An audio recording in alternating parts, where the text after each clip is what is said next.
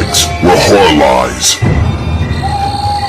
Hey guys, Rob from Georgia here with you. I'm your Wednesday evening host here at BodyBags. It is week 378. It is theme week, which means it's heaven versus hell week.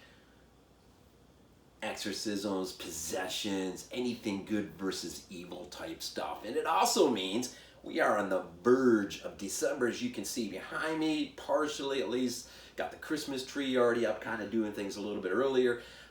The year that we have had this year, everyone, it's just been horrific to say the least. So trying to start things a little bit early and just have something nice to look at, I guess. But anyway, so for Heaven versus Hell week, decided to go back and revisit a film I haven't seen in a long time, The Rite from 2011, a Mikael Håfström film starring Colin Donoghue as Michael Kovac. Of course, his father is Rutger Hauer, who plays Istvan, his father, right? Sir Anthony Hopkins, of course, you see on the cover. You would see up there, if it had a menu screen that lasted for more than 20 seconds before launching into the film. That's always been a mild source of irritation with me when we have movies like that. But anyhow, also Toby Jones, man, is sort of the stumbling block to Michael Kovac trying to get out of seminary, basically take the $100,000 education and run. Toby Jones is not going to have any of that, and so we're going to get into that a little bit more. And it is just an incredible, it really is a solid cast, and the cinematography is really super cool. Ben Davis shot the film, and of course he's worked with Anthony Hopkins before on Hannibal Rising, but he's also been part of the Marvel Cinematic Universe, which is pretty cool. Guardians and Ultron and Doctor Strange, which I really super love. The composition, man, is pretty solid as well. The guy who did the music for The Bridge, I guess it's kind of like a documentary film about that bridge on California that draws jumpers to it. So I thought that was kind of interesting. That he would ultimately do this film, and it works, man. It works just pretty much the entire film. Now, this is sort of cut out of the whole world of The Exorcist, looking back at it and thinking about itself in terms of a genre, poking fun at itself from time to time, compliments of Anthony Hopkins. Don't expect any spinning heads or crazy vomiting or anything like this. Is a movie that it understands what it is, but at the same time, it brings something really, I don't know, something human, I guess, something realistic to it. I guess I'll just get right into it. Young Michael, who is he's a young kid, not really a kid anymore, he's a young adult, but he has spent his life, his dad is a mortician, and so he has spent his whole entire life overshadowed by death, including the cataclysmic effect of his mother's early passing, which he's never really quite got over, and holds a lot of resentment just towards, I don't know if it's so much his dad or his line of work as it is as much as God. And just not understanding why God would take his mother from him at such an early age. But this will play front and center. It's interesting. I think it's Ciaran Hinds who plays Father Xavier, who is a lecturer at the Vatican. See, basically what happens here is young Michael decides with his family, the only way he gets his education paid for is if he is going to follow in his father's footsteps or go to seminary school. And he decides to go to seminary. And but he decides in the process, 4 years later, he decides to basically take the education and run and hopefully just go on and do something different. But as I said, Toby Jones ain't going to have none of that.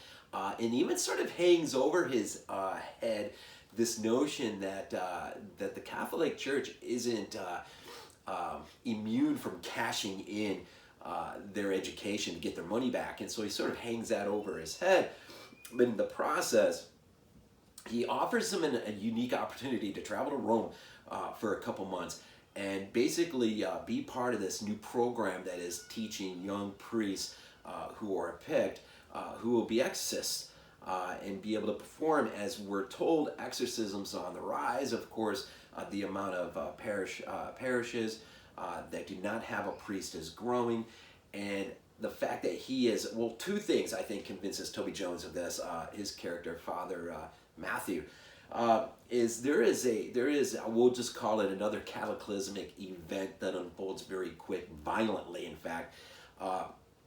Michael is crossing the road late at night, and Father Matthew sees him from across the way, is trying to approach. Well, he sort of stumbles off the curbside. In so doing, girl on her bike, she kind of swerves out into the middle of the road, thus getting hit by a bus and leaving young Michael Kovac to basically minister last rites to her.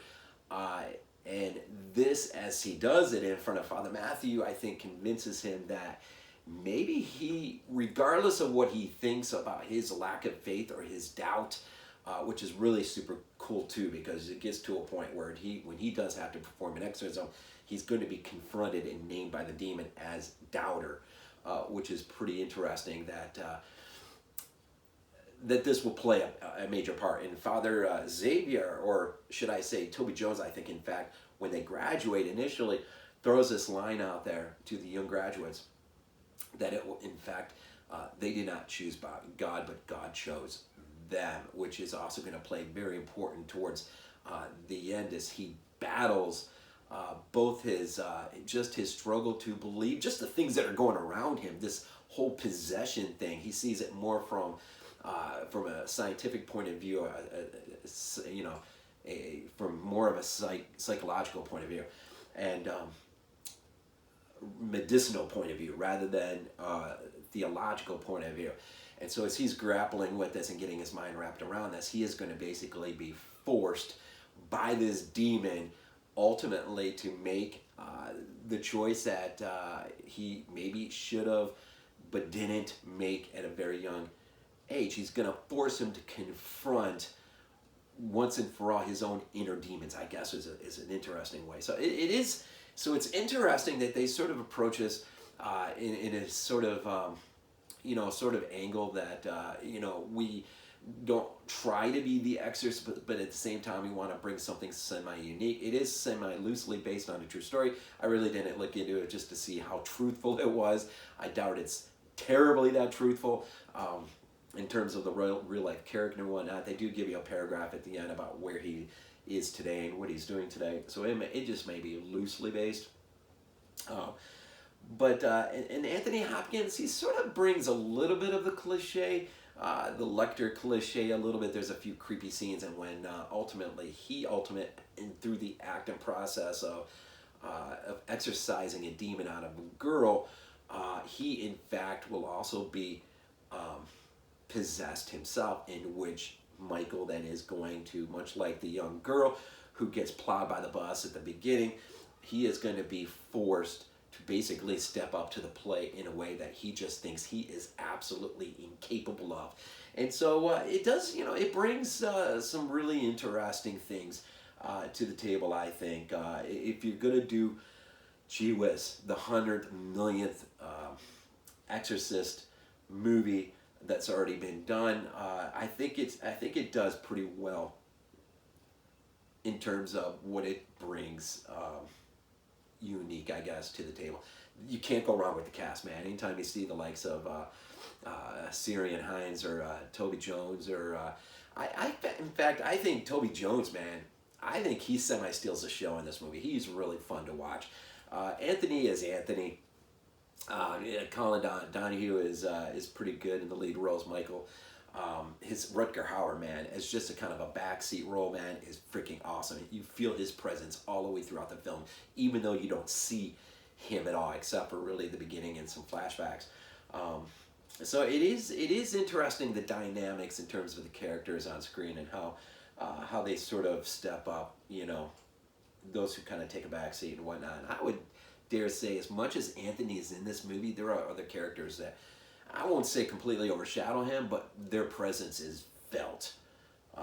due to just good performances, man. So you know, if you're in for something just a little bit more earthly based in terms of just its approach to the genre, it is a very interesting movie and a bit thought-provoking too. It does ask some interesting questions about faith and what we think in terms of our perception of God and our lives and those things that happen to us actually, and the things that in our life might cause us to hold resentment and grudges, and how we overcome those things is interesting as well. So as we continue to plow through this theme week, man, I just appreciate each and every one of you who's taking the time to log in.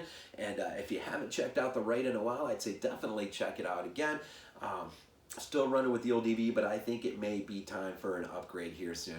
I found my revisiting really went well, and I think it's time to see this thing up on Blue, or maybe even wait for a 4K, maybe.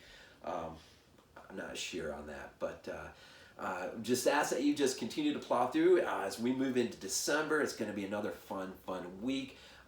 We have somebody different, of course, every single day, Monday through Sunday, and who brings something very unique to the table, so to speak, and how we all approach this. And so I just invite you to keep on, and if you haven't subscribed, please subscribe, and please hit the like button, please leave a comment, and any thoughts on the film, what'd you think? And all my prayers and hopes and wishes go with each and every one of you, as tomorrow we celebrate Thanksgiving, however you may or may not be celebrating it. Do pray you have a great day tomorrow, and of course as we roll on to December, Christmas will begin to loom out in front of us.